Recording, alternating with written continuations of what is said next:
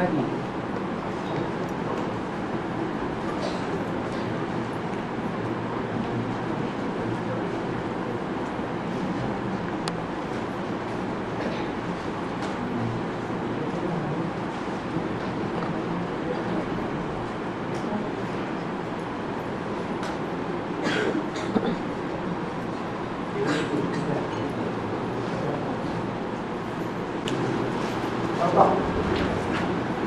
आज की मुझे आया है कि इन्होंने आत्महत्या की हैं?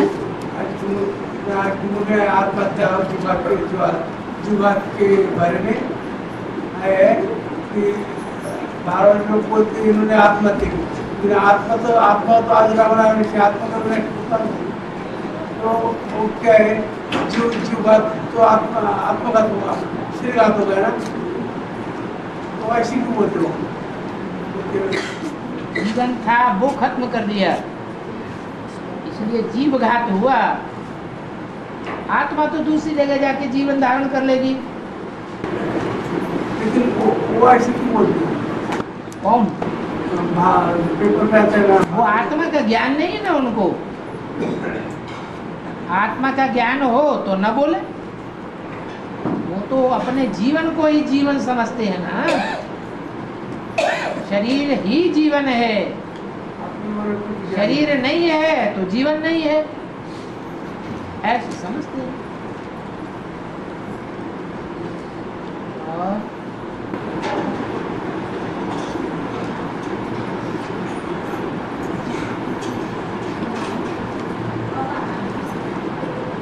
बाबा ने बोला है जब राम लौटते थे तो कोरोनेशन होता है। कोरोनेशन मतलब क्या है बाबा?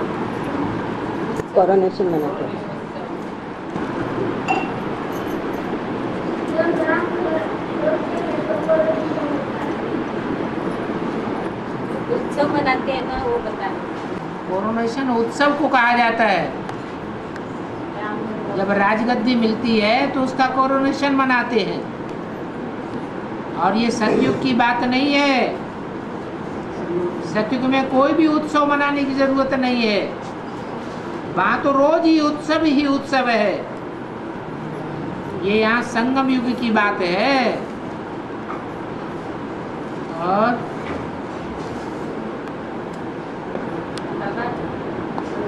मौत एक ऐसा एक्सीडेंट है ना, सब कुछ भूल जाते हैं पीछे का, हाँ, पिछला जन्म। तो फिर आगे के जन्म में कैसे पता होगा कि हमको एडवांस में जाना है या ज्ञान उठाना है? बाबा ये भगवान है। आगे मैंने कब जो भी जन्म ले या कहाँ जन्म ले लिया है? जन्म तो कहीं ना कहीं होगा ना, 36 तक।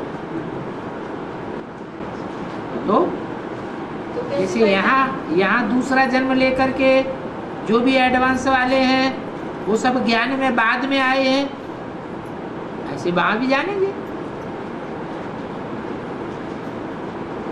ये ज्ञान का कभी विनाश तो होता नहीं है।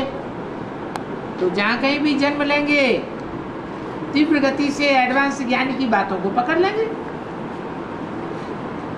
जैसे यहाँ पुराने दीदी दादी दादाओं ने नहीं पकड़ा और हमने पकड़ लिया। इसमें पूर्व जन्म की स्मृति की बात नहीं है, ये पूर्व जन्म के ज्ञान के संस्कारों की बात है।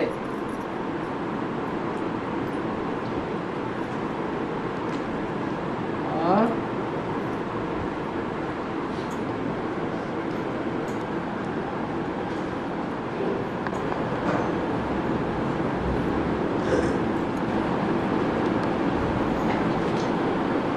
बाबा सारा परिवार ज्ञान में चलेगा, ऐसा मुरली का वाक्य है ना। हाँ, तो फिर अचानक मौत हो जाती है बीच में ही, तो वो तो अपने परिवार के रहे नहीं, फिर वो दूसरे परिवार में जाके ज्ञान में चलेंगे ना। बिल्कुल चलेंगे, वो परिवार भी हमारा हो जाएगा।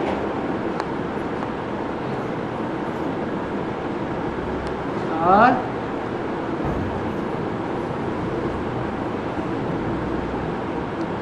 तो वसुदैव कुटुंबकम होगा तब की बात है,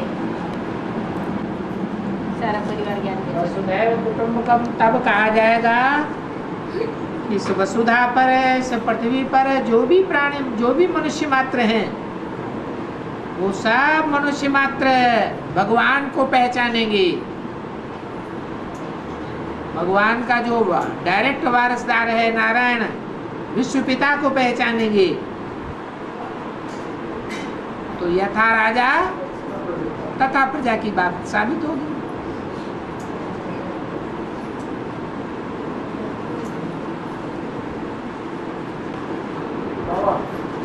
ज्ञान इतना क्लियर में बोले जा रहा है, फिर भी वो क्यों नहीं समझते कि हमें लक्ष्मीनारायण आगे में लक्ष्मीनारायण बनना है, इस जन्म में नहीं बनना है। कि उनको इतना ज्ञान क्लियर होते हुए क्या उनको कैसा पता है?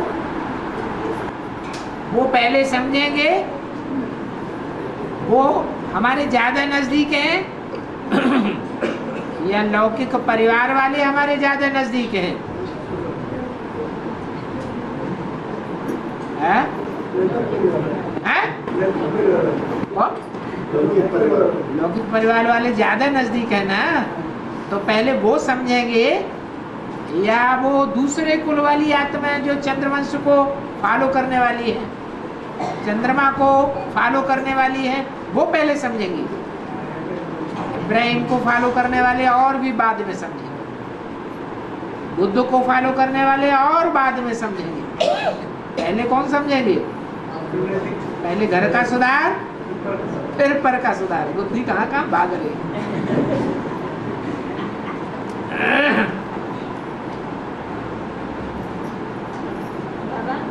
शांतनु का पुत्र भीष्म पितामह ना, हाँ जी, तो उसने भीष्म प्रतिज्ञा की थी ना, और फिर इस्लाम का बीज भी वही है, इस्लाम धर्म का बीज। ठीक है, राम वाली आत्मा उसका गायन के हिसाब से देखा जाए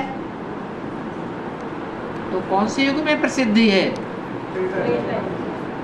त्रेता युग में कौन सा धर्म होता है? चंद्रवंश होता है। तो चंद्रवंश होता है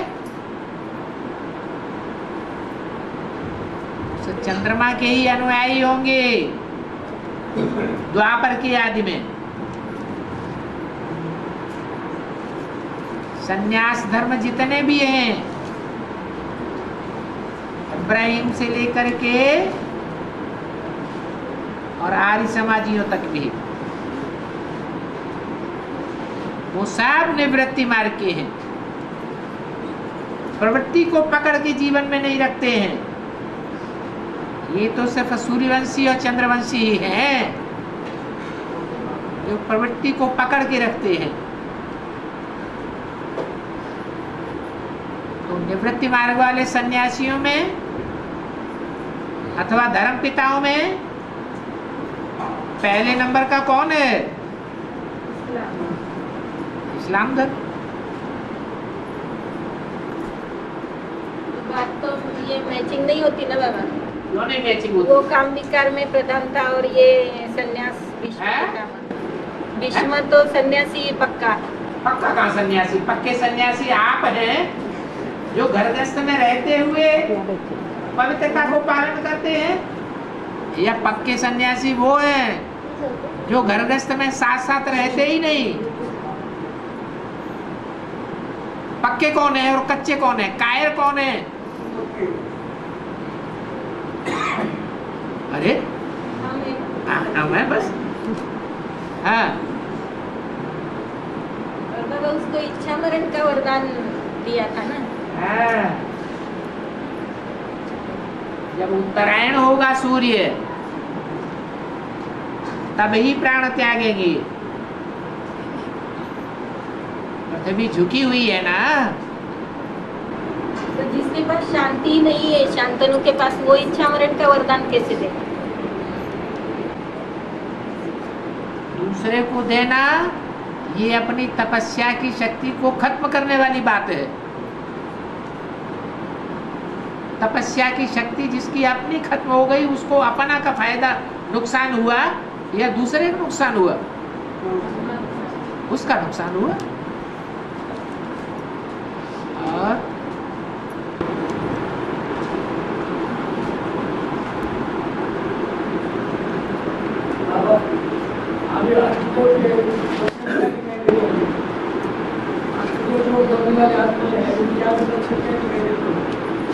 अष्टदेव के आदि लक्षण बताओ बोलो। जो अष्टदेव हैं वो पहले पहले पास होते हैं या बाद में पास होते हैं? जो माया की परीक्षा होगी, आखिरी परीक्षा, फाइनल परीक्षा, उस परीक्षा का मुख्य पॉइंट क्या है? बस यही उनका विशेष लक्षण है कि जब से बेसिक में आए होंगे या जब से एडवांस में आए होंगे तो उनके जीवन की ये विशेष बात चेक की जाए। उन्हें भगवान मिल गया, जब ये बुद्धि में बात बैठ गई तो जो पाना था सो पा लिया। फिर सारी दुनिया से कुछ प्राप्ति होने की आशा है? नहीं। सबसे मोह नष्ट हो जाता है। तन की ताकत लगानी है तो ईश्वरीय सेवा में, ईश्वर के प्रति। मन लगाना है तो ईश्वर के प्रति। धन लगाना है तो ईश्वर के प्रति। समय गंवाना है तो ईश्वरीय कार्य के प्रति। संपर्कियों की, संबंधियों की ताकत लगानी है तो भी ईश्वरीय कार्य के प्रति लगाएंगे। जैसे आप हुए, मर गई दुनिया।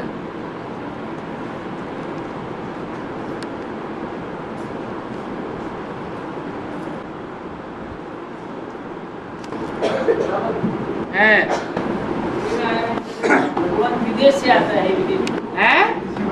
विदेशी बन के आता है। भगवान विदेशी बन के आता है। क्या बन के आता है? विदेशी विदेशी। हाँ, बाप विदेशी बन करके आए हैं। हाँ जी। तो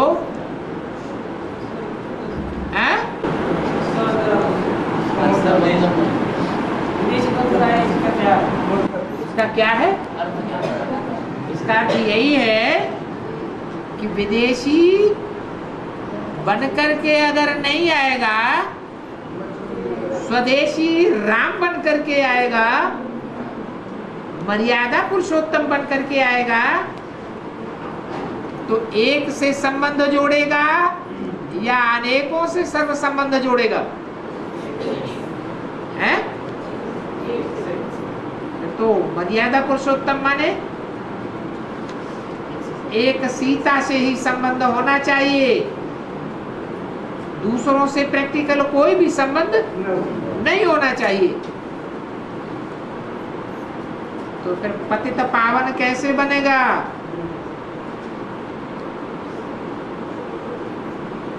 अगर दुनिया के मनुष्य मात्र से संसर्ग, संपर्क, संयोग ही नहीं होगा, संग का रंग कैसे लगेगा? इसलिए बाप है नहीं विदेशी, है तो पक्का स्वदेशी। भारत में ही आते हैं, लेकिन बोला कि बाप विदेशी बन करके आए हैं। बन करके आए हैं और विदेशी हैं, इसमें अंतर है या नहीं है? बन करके आए हैं माने ड्रामाबाजी है, असलियत नहीं है। सारी दुनिया को अपने पीछे ले जाना है, सारी दुनिया के मनुष्य मात्र को परमधाम वासी बनाना है। और दुनिया में तो विदेशी ज्यादा हैं या स्वदेशियों की संख्या ज्यादा है? विदेशियों की संख्या तो बहुत है। इसलिए बाप विदेशी बन करके आते हैं।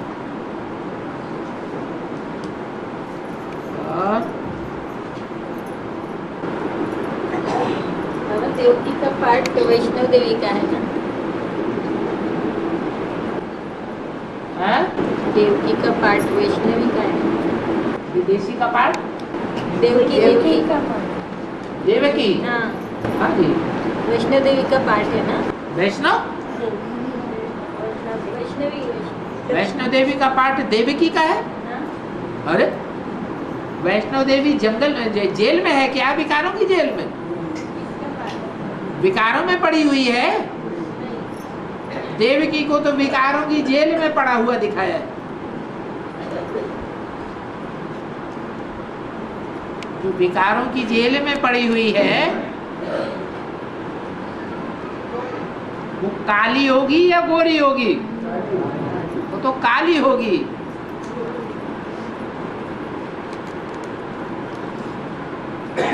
और तो उसके तो शरीर में है ही कृष्ण। है काली के प्रवेशता है ना कृष्ण की, तो कृष्ण को जन्म दे के कैसे छोड़ के आते हैं? काली कोई कृष्ण को जन्म देती है? बताया है ना इसे कि कृष्ण को जन्म दिया और वो यमुना जी से पार कर काली ने जन्म दिया? काली ने जन्म नहीं दिया, देवकी ने जन्म दिया, वसुदेव ने जन्म दिया। वसु कहा जाता है धन संपत्ति,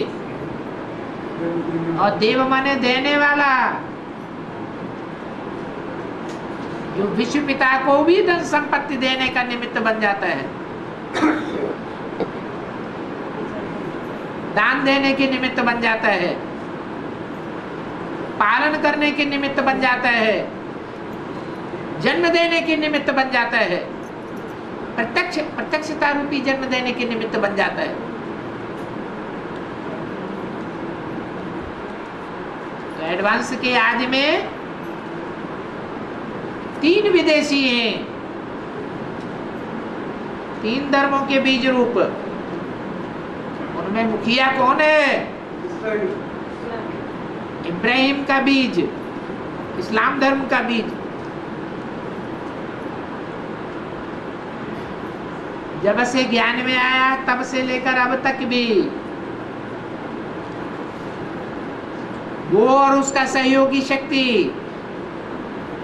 विकारों की जेल में पड़े हैं, भक्ति मार्ग में अड़े हुए हैं, या भक्ति मार्ग से बाहर ज्ञान मार्ग में है। अभी भी भक्ति मार्ग में झांझ बजा रहे हैं। कभी किसी सत्संग में जाते हैं, कभी किसी सत्संग में जाते हैं।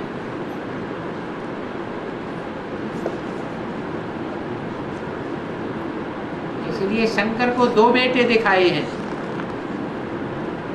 एक कार्तिकेय दिखाया है, 6 मुख वाला।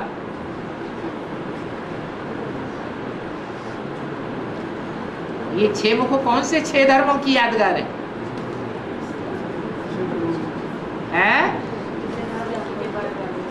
इस्लाम धर्म, बौद्धी, क्रिश्चियन, सन्यासी, मुस्लिम और सिख।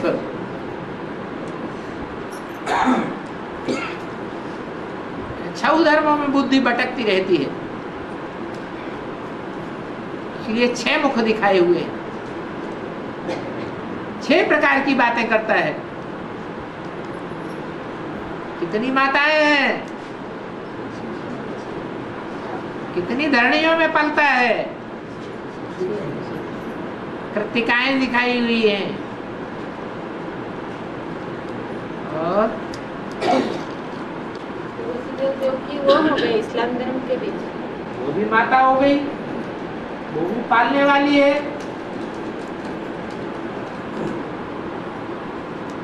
नंद यशोदा, हैं? नंद यशोदा, नंदी?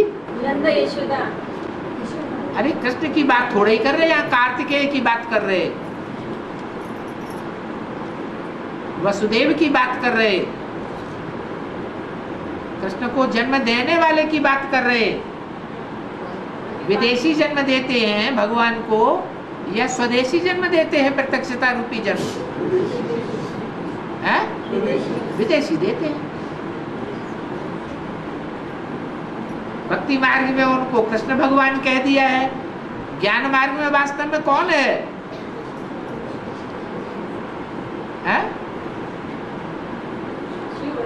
शिव शंकर भोलेनाथ भगवान है, उन्हीं की प्रत्यक्षता की बात है। तो उनको प्रत्यक्ष करने वाला कौन है? विदेशी बाप को प्रत्यक्ष करते हैं।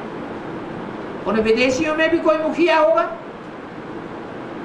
तो जो मुखिया है और उसकी जो सहयोगिनी शक्ति है वही वसुदेव और देवकी हो गए। पालने वाले कौन? किसको?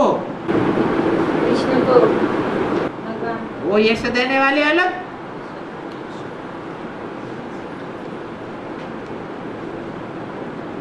जो निभा न सके वो यश देगा या अपयश देगा? है? तो अपयश देने का निमित्त बन जाती है यमुना।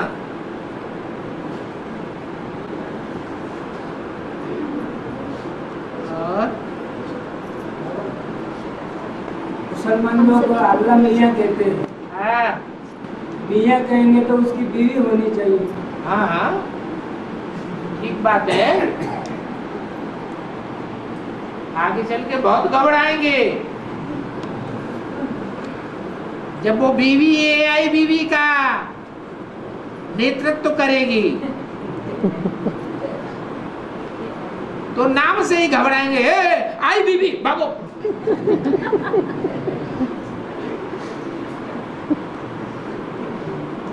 जैसे काले चोंगे वाले आजकल निकले हैं बाबा हैं, अय्यप्पा स्वामी, ऐसे कपड़े पहनते हैं? इस्लाम धर्म में कैसे कपड़े पहनते हैं? जो सन्यासी होते हैं वो भी काले कपड़े पहनते हैं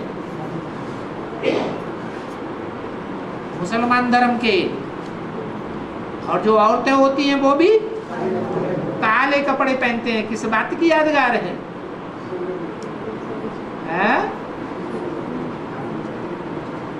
वही यमुना, वही काले कपड़े वाले की यादगार है। अय्यप्पा स्वामी कह दो। अप्पा कहते हैं बाप को।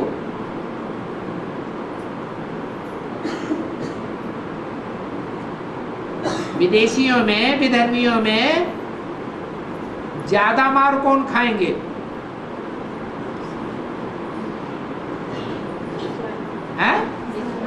हाँ, सबसे ज्यादा दुख देने वाला है काम विकार।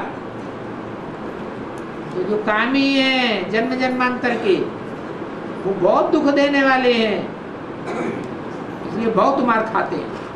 जब मार खाते हैं तो उन इस्लामियों को फाउंडेशन डालने वाली जो आत्माएं हैं, उन्हीं का भारत में नाम पड़ गया अय्यप्पा स्वामी। सोटा लगा, आई मुंह से निकलती है।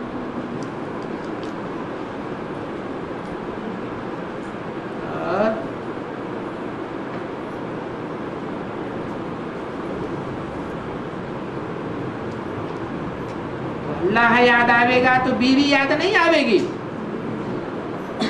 है? वो भी याद आवेगी। तो जानते हैं पाकिस्तान के झंडे में चिन्ह क्या दिखाया है? चंद्रमा दिखाते हैं और सितारा दिखाते हैं। चंद्रमा किसकी यादगार है? तो ब्रह्मा ने ही इन असुरों को ज्यादा पालना दी है, ज्यादा वरदान दिए हैं, गोद में बैठा के पाला है।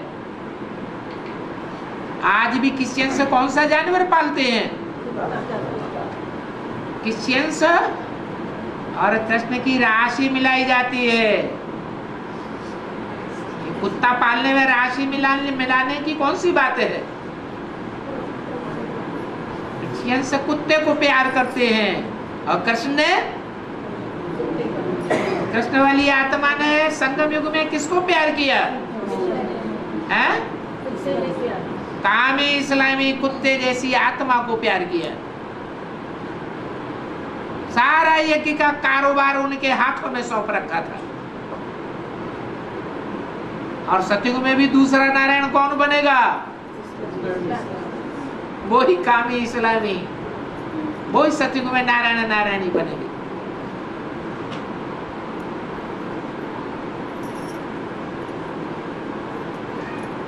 और तो विष्णु सेवा है नारायण नारायण विष्णु सेवा विश्व किशोर भगवान है। अरे जो यहाँ शूटिंग करेंगे वो वहां नहीं बनेंगे। ब्रह्मा बाबा का सारा कारोबार उनके जीते जी किसने चलाया? किसके हाथ में रहा? कौन सा पांडव था? विश्वेश्वर था। और मम्मा के बाद कारोबार किसके हाथ में आया? कुमार का दादी के हाथ में आया। तो दोनों ही वारसदार बन गए। किसके? ब्रह्मा और फिर कृष्ण वाली सोल के। तो जो यहाँ वारसदार बनने की शूटिंग करते हैं वो सतयुग में भी सेकंड नारायण बनेंगे। वारदार हो गए हैं? वारदार हो गए सतयुग में। हैं? वो भी वारदार हो गए सतयुग में। कौन? अपने कुमार का वो भी क्या? वो ही।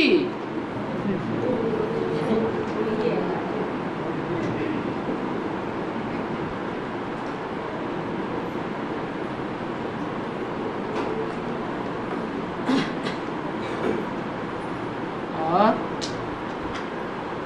बाबा हाँ, बहुत बंधन वाली आत्मा होती वो तो उसको घर को परमिशन नहीं मिलती भट्टी के लिए। हैं? वो भट्टी के लिए परमिशन नहीं मिलती उनको। किसको? बंधन वाली आत्माओं को, ज्यादा बंधन वाली आत्मा माताओं को। तो उनके बाप से मिल सकती हो, भट्टी करने की परमिशन नहीं मिलती। परमिशन नहीं मिलती। वो बहुत बंधन है करने का। बाबा तो कहते हैं बहाना बना करके भट्टी कर ले। ज्यादा लगन होता है। हैं? वो माताओं की ज्यादा लगन होता है।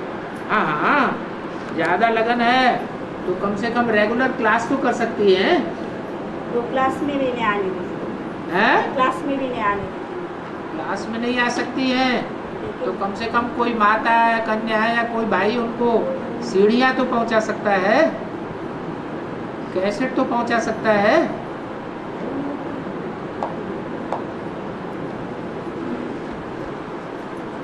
आजकल तो छोटे छोटे यंत्र निकल पड़े हैं। वो यंत्र कहीं भी बगल में दबाए रखो,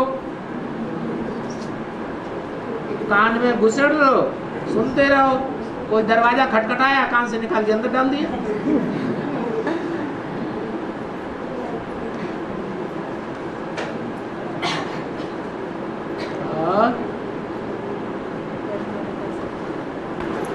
बाबा द्रोणाचार्य ने एकलव्य से अंगूठा मांगा था ना, तो पुरानी बात। हाँ बोलो। एकलव्य अंगूठा तो आत्मा की निशानी है ना, हाँ जी। तो कैसे मांग सकता है वो आत्मा? है? आत्मा को क्या मांगेगा? आत्मा को क्या मांगेगा? आत्मिक स्थिति को तो मांगेगा। आत्मा को नहीं मांगेगा, लेकिन आत्मिक स्थिति को तो मांग सकता है। आत्मिक स्थिति का तो लोप करा सकता है। देहभान में तो लाने की बात हो सकती है, तो देहभान में ला दिया, आत्मिक स्थिति उड़ गई। जय पिता का क्या होता है? जय पिता अंतिम समय में देहभान में आता है या आत्मिक स्थिति में रहता है? तो अंगूठा कट गया ना, है? बकरा बन गया। बकरा देहभान की निशानी है ना, मैं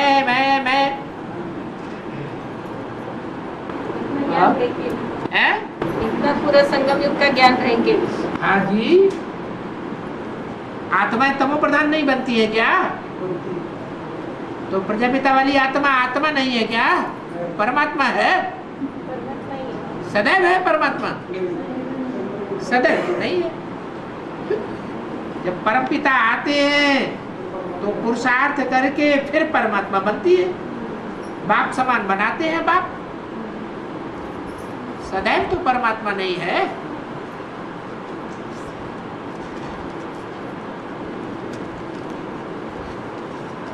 और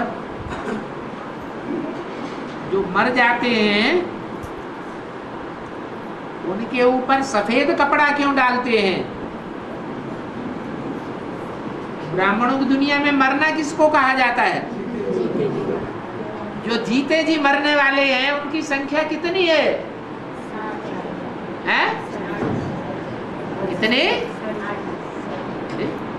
धीरे से क्यों बोलते? 8 है, 8 8 है। 4.5 4.5 लाख हैं जो जीते जी मरेंगे देह अभिमान से।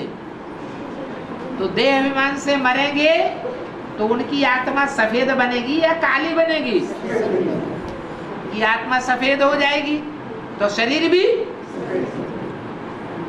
बर्फ में से निकलने के बाद गोरा होगा या काला होगा? गोरा शरीर होगा।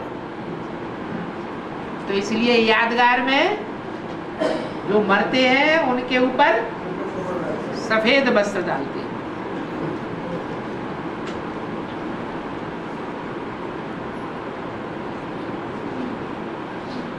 बाबा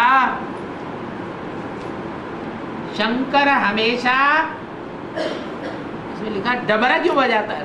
क्या डमरू क्यों बजाता है?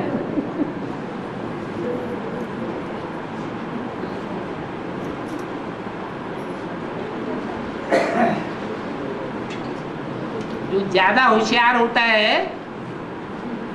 वो एक अर्थक बात निकालता है या दो अर्थी बात निकालता है? हैं? दो अर्थी बात होती है। जो बड़े बड़े राक्षस हैं, राक्षसी आत्माएं हैं, उनको भी वो बात अच्छी लगे, और जो देवात्माएं हैं उनको भी वो बात अच्छी लगे। इसलिए डमरू दिखाते हैं। और डमरू हमेशा नहीं बजाता है, डमरू हमेशा बजाता है या सिर्फ विनाश काल में बजाता है? हैं? जब विनाश होता है तो डमरू बजाता है। सन 76 में विनाश हुआ था या नहीं हुआ था? हैं? तो कौन सा बाजा बजा था? प्रसिद्ध बाजा है सन 76 में जो पहले बजा था। उस लिटरेचर का नाम ही है शिव का डमरू डम डम बोले अगम निगम के भेद खोले। वो 9 पेज का था और एक ही रात में लिख मारा था डमरू जी महाराज ने।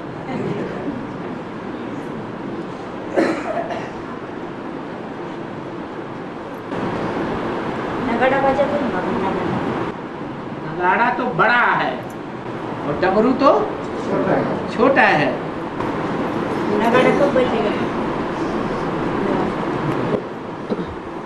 जब बम फटते हैं तो नगाड़े भी बजते हैं। सबसे ज्यादा आवाज करने वाला वाद्य यंत्र कौन सा होता है? नगाड़ा होता है। दुनिया के हिसाब से सबसे ज्यादा आवाज करने वाले बम होते हैं। बम का आवाज से ज्यादा कोई आवाज करने वाली चीज है? तो ऐसे ही नगाड़ा है।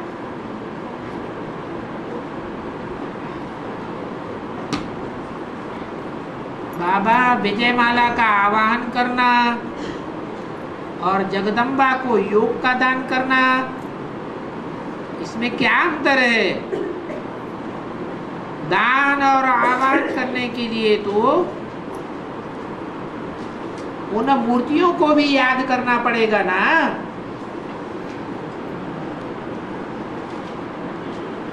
किसी को आकर्षित किया जाता है,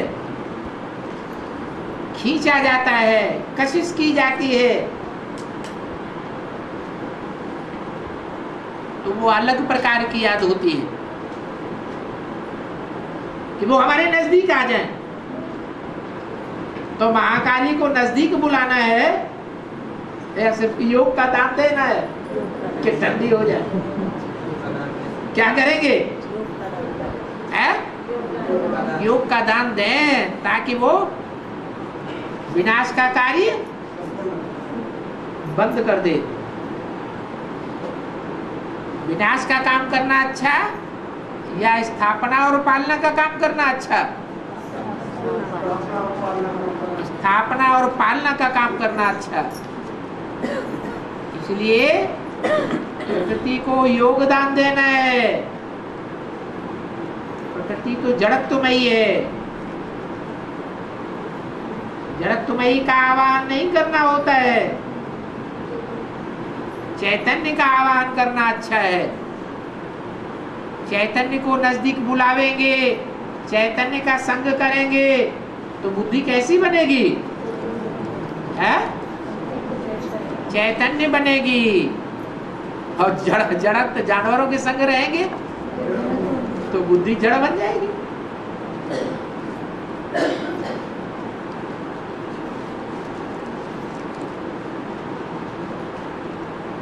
बाबा ये बाप दादा माना कौन सी आत्माएं हैं?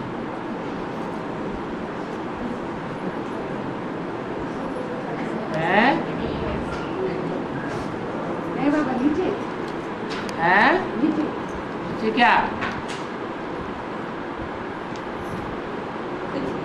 यही तो लिखा है बाप दादा माना कौन सी आत्माएं?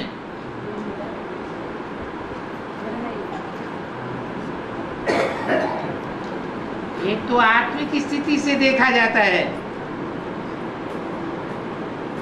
और दूसरा दैहिक स्थिति से देखा जाता है। आत्मिक रूप में देखेंगे तो दो ही आत्माएं मुख्य हैं। एक आत्माओं का बाप शिव और दूसरा है मनुष्य आत्माओं का बाप प्रजापिता। तो जब आत्मिक स्थिति में देखेंगे तो इनमें बाप दादा कौन है? इनमें बाप कौन है और आत्माओं का दादा कौन है? आत्माओं में जन्म मरण के चक्र में आने वाली आत्माओं के बीच में दादागिरी का पार्ट बजाने वाला कौन है?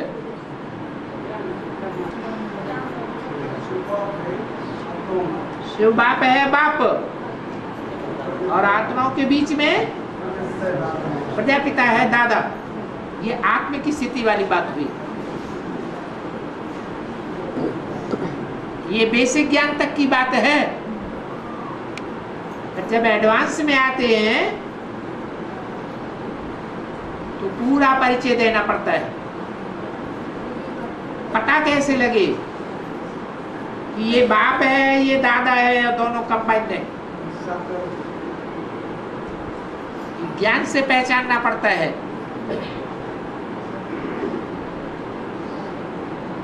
बाप वो है जिसमें शिव बाप प्रवेश करते हैं मुकर्रर रूप से, और दादा वो है जिसमें मुकर्रर रूप से बाप प्रवेश नहीं करते, टेम्परेरी प्रवेश करते हैं, जो अंत में धर्मराज का पार्ट बजाता है। कहते हैं ज्यादा दादागिरी दिखाते हो। जो दादाएं होते हैं वो मार पिटाई ज्यादा करते हैं या नहीं?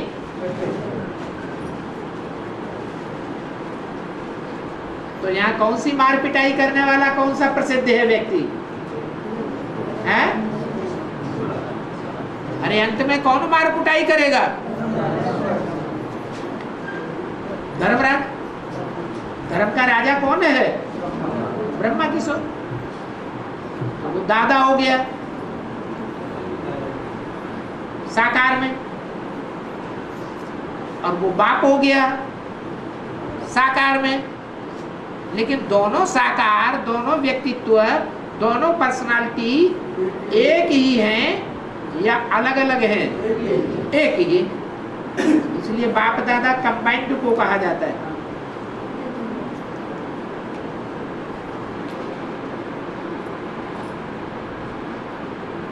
सदा समझो हमें शिव बाबा समझाए रहे, लेकिन बाबा हमें तो मस्तक में नारायण या विष्णु का चेहरा दिखाई देता है या कृष्ण का बांसुरी वाला चेहरा दिखाई देता है। अरे तुम्हें दिखाई देता है इसीलिए तो बताया कि तुम ऐसा मत समझो। ये बांसुरी वाला कृष्ण हमें समझाए रहे हैं या विष्णु समझाए रहे हैं या नारायण समझाने वाला है? समझाने वाला कौन है? शिव बाबा ही समझाने वाला है। बाकी तो सब बुद्धू बन जाते हैं।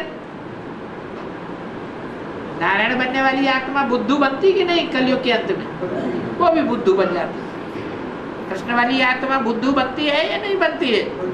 और विष्णु वाली आत्मा बुद्धू बनती है। तो समझाने की ताकत किसमें है? आखिरी शिव बाबा में ही। इसलिए शिव बाबा ने कहा तुम सदैव ऐसा ही समझो कि शिव बाबा समझा रहे हैं।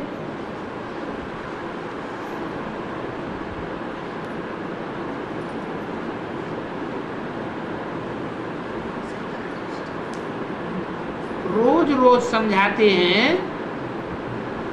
ज्ञान, भक्ति और वैराग्य। भक्ति माना ज्ञान नहीं है, और संन्यास माने सम माने संपूर्ण, और न्यास माने त्याग।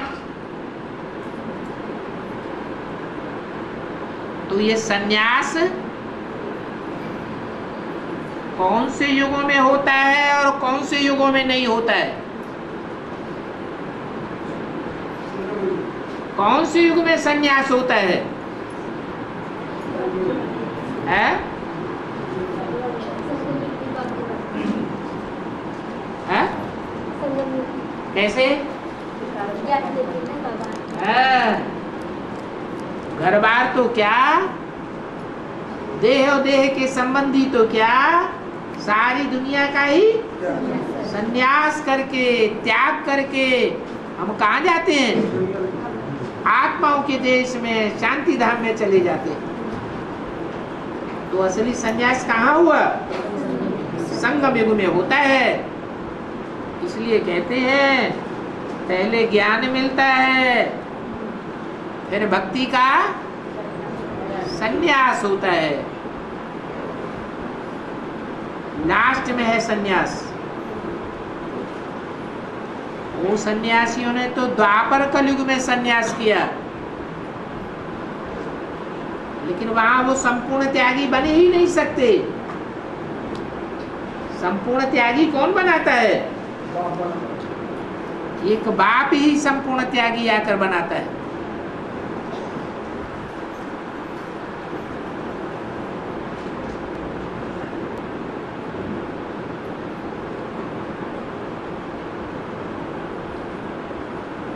परम धाम से अंत समय में आने वाली आत्माएं पापात्मा कहें या पुण्यात्मा कहें? क्या कहें? पुण्यात्मा है।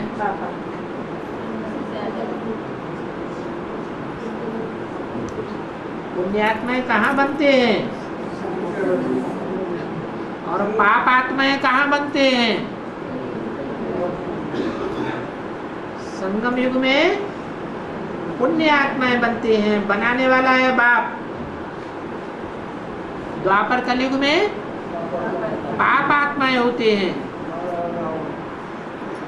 बनाने वाला है रावण। तो ये अंत में आने वाली आत्माएं बाप को पहचानेंगी या नहीं पहचानेंगी? है? निराकार बाप को तो पहचानेंगी, कि निराकार बाप है और इस सृष्टि पर आकर के परिवर्तन कर रहा है, लेकिन साकार को नहीं मानेंगे।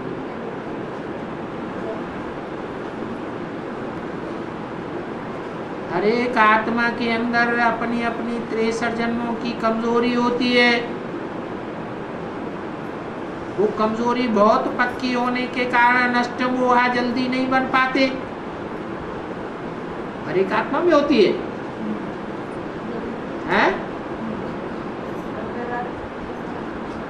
अरे हर एक आत्मा ऐसी होती है जो जन्म जन्मांतर एक से मोह न रखने वाली हो।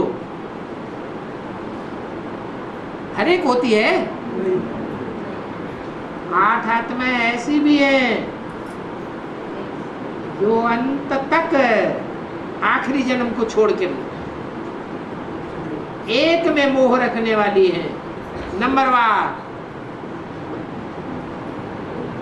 इसलिए ऐसा नहीं कह सकते कि हर एक आत्मा 63 जन्मों की कमजोरी होती है, बहुत पक्की होने के कारण नष्ट मोहा नहीं बन पाते।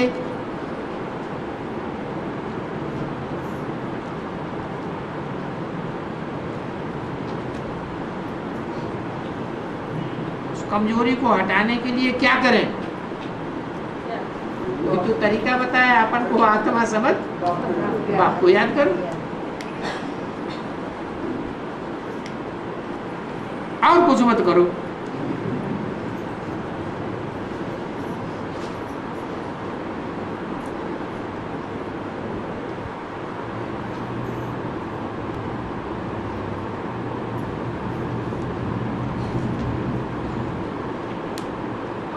जब कोई स्त्री बंधन में हो,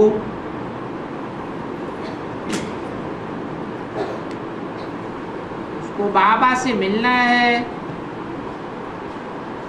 लेकिन पति ना आने देता हो,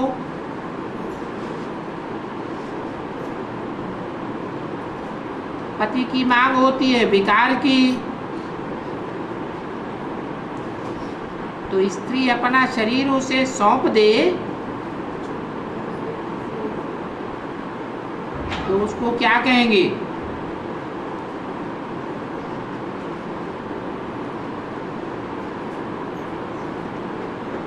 गलत कहेंगे या सही कहेंगे?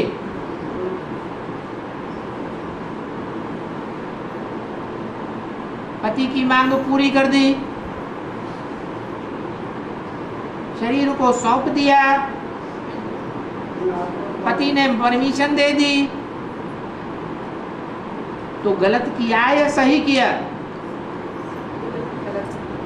गलत किया। ठीक किया।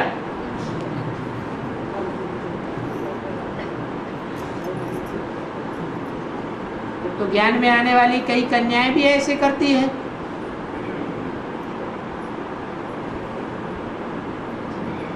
उनको सरेंडर कराने के लिए कोई ले जाने के लिए तैयार नहीं होता, कोई पैसा नहीं देता किराए का। कोई भाई तैयार हो जाता है, किराए का पैसा भी देता है, ले जाने के लिए भी तैयार होता है, और वो कन्या उसे अपना शरीर सौंप दे और सरेंडर हो जाए तो सही होगा? क्यों? हाँ? हाँ? तो माता प्योरिटी नहीं है, कन्या की प्योरिटी होती है। वो जो पत्नी होती है उसका पति के साथ हिसाब किताब, वो जो पत्नी होती है वो उसका पति के साथ हिसाब किताब होता है। कन्या का हिसाब किताब पूर्व जन्म का नहीं है, जो इस तरह की बात आती है बुद्धि में। पूर्व जन्म का हिसाब किताब है तभी तो इस तरह की बात बुद्धि में आ सकती है।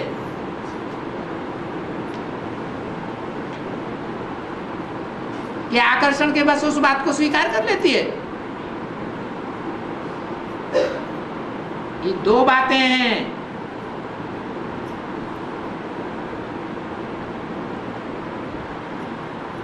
ये राजयोग है, ये राजयोग का कनेक्शन मन से ज्यादा है या तन से ज्यादा है?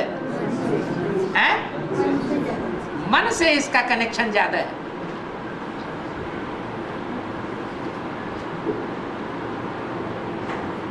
मन से कनेक्शन ज्यादा होने के कारण मन को अगर कंट्रोल में कर दिया और बाबा को सौंप दिया, मन पूरा ही 100% बाबा की याद में लगा दे और तन को मुर्दा बना दे, पति को सौंप दे, तो पाप बनेगा या पुण्य बनेगा? पाप नहीं बन सकता। लेकिन कन्या अगर अपने तन को सौंप दे तो ये समाज के सामने पाप बन जाता है। हम ब्राह्मणों को समाज के नियम भी नहीं तोड़ने हैं और सरकार के नियम भी नहीं तोड़ने हैं और ईश्वरीय नियम भी नहीं तोड़ने हैं। और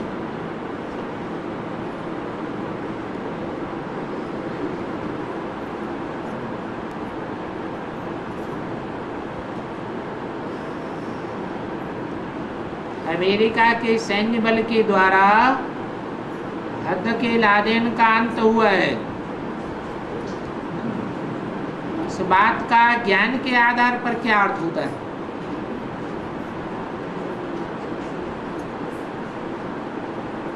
तो एक ही प्रश्न बार बार पूछा जाता है,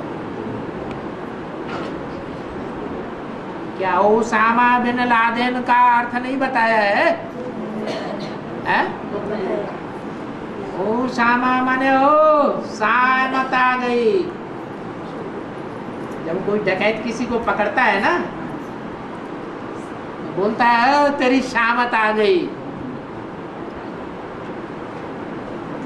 बिना लाए दिए छोड़ूंगा नहीं।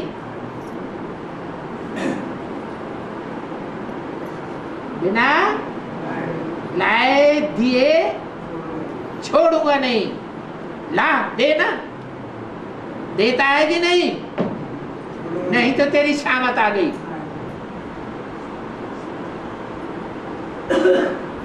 जो कुछ है वो सारा दे दे। डकैत क्या करते हैं? धन संपत्ति छीन लेते हैं कि बहू बेटी भी छीन लेते हैं। हैं? क्या करते हैं? बहू बेटी भी छीन लेते हैं। तो ब्राह्मणों की दुनिया में भी कोई ओसामा बिन लादेन है?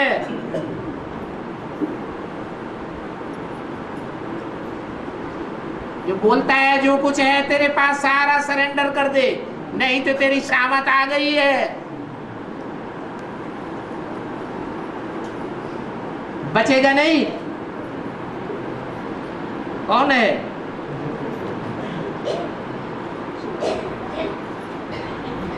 है? अरे कौन आत्मा हो सकती है? प्रजापिता। सही बात तुमने कही। राम वाली आत्मा जन्म जन्मांतर की सात्विक स्वभाव की है या खराब स्वभाव की है? जो बाबा को ज्यादा याद करने वाला होगा उसकी आत्मा जन्म जन्मांतर तक सात्विक स्वभाव की रहेगी, आत्मिक स्थिति वाली रहेगी, या उस स्थिति को छोड़ने वाली बन जाएगी? इस्लाम धर्म की बीज रूप आत्मा कह सकते हैं कि द्वापर के आदि से ही देह अभिमानी ज्यादा होने के कारण बहुत पतित बन जाती है, इसलिए उसमें दूसरे धर्म की आत्माएं प्रवेश कर जाती है। जो देवी देवता सनातन धर्म के पक्के हैं वो अंत तक कन्वर्ट हो जाते हैं या साबुत बचे रहते हैं? कन्वर्ट नहीं होते हैं। अंतिम जन्म में तो जाके सबको नीचे गिरना है, वो बात अलग।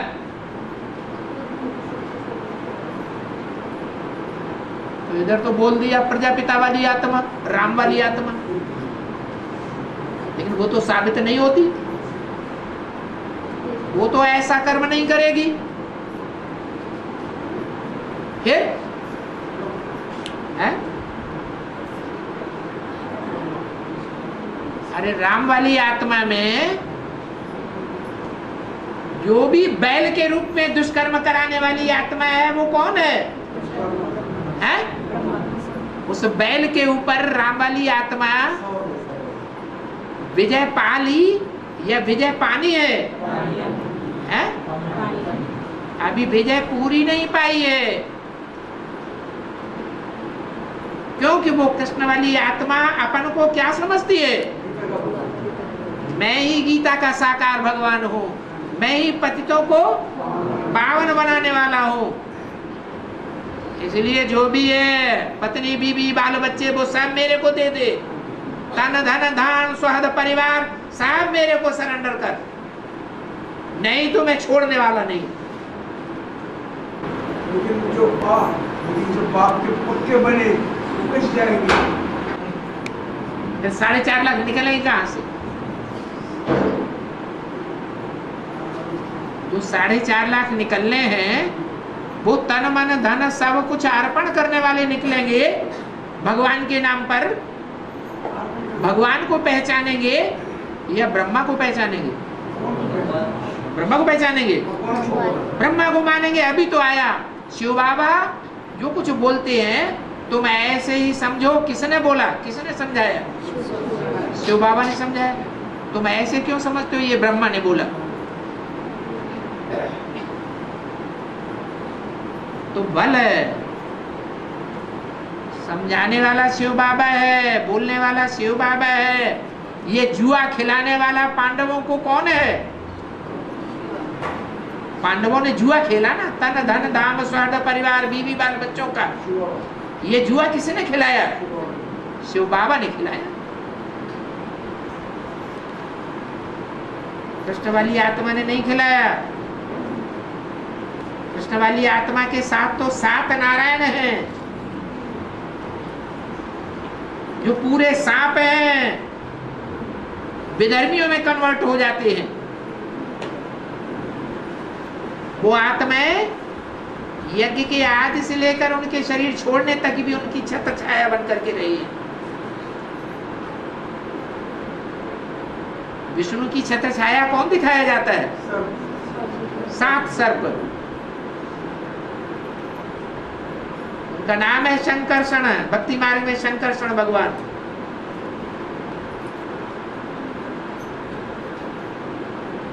बलराम भी कहा गया है उनको।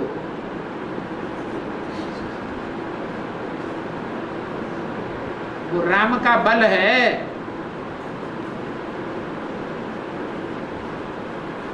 उनका शस्त्र कौन दिखाया जाता है? हल। ये हल का काम क्या होता है? धरणी को चीरना। ये काम राम वाली आत्मा का नहीं है। किसका है? शिव बाबा का है। शिव बाबा विनाश कराता है। शिव बाबा एवर प्योर है, विनाशकारी है या राजधानी स्थापन करने वाला है? हैं? शिव बाबा तो राजधानी स्थापन करने वाला है। जो अज्ञानी होगा वो उल्टा काम करेगा, कि ज्ञानी होगा वो उल्टा काम करेगा।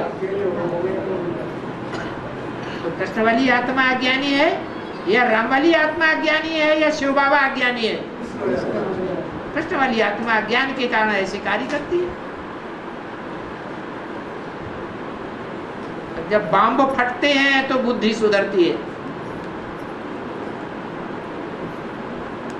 इसलिए बंबई में कोई छोटा मोटा बम फटा होगा, उसकी आवाज माउंट आबू तक पहुंच गई,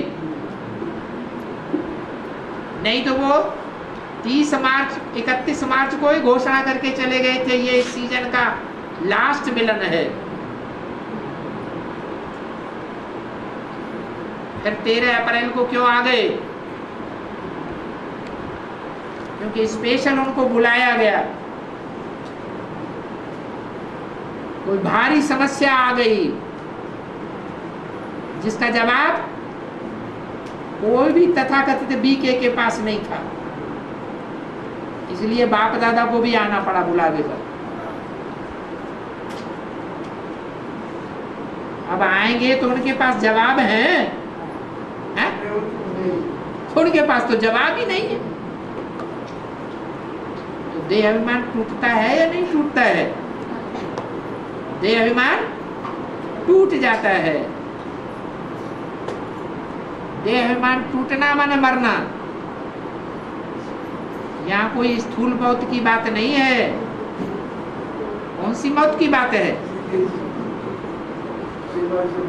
देह अभिमान से मरने की बात है।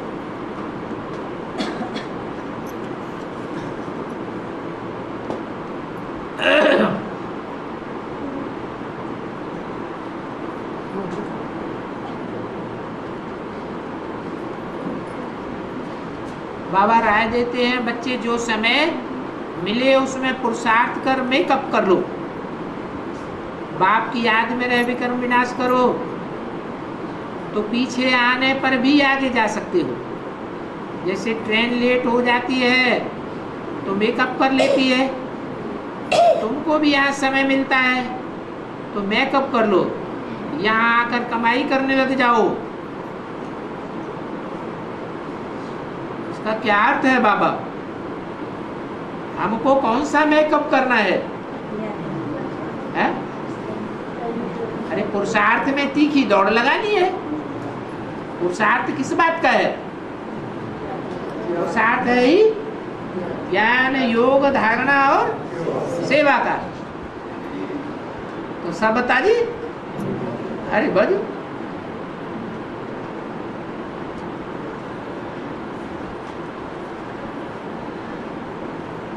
या तो तीखी याद में लग जाओ। याद एक ऐसा सब्जेक्ट है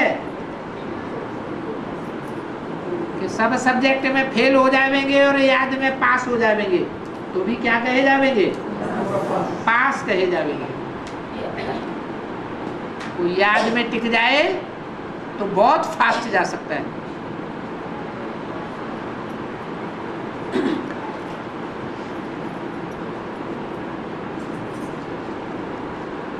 हाँ जी, और कोई?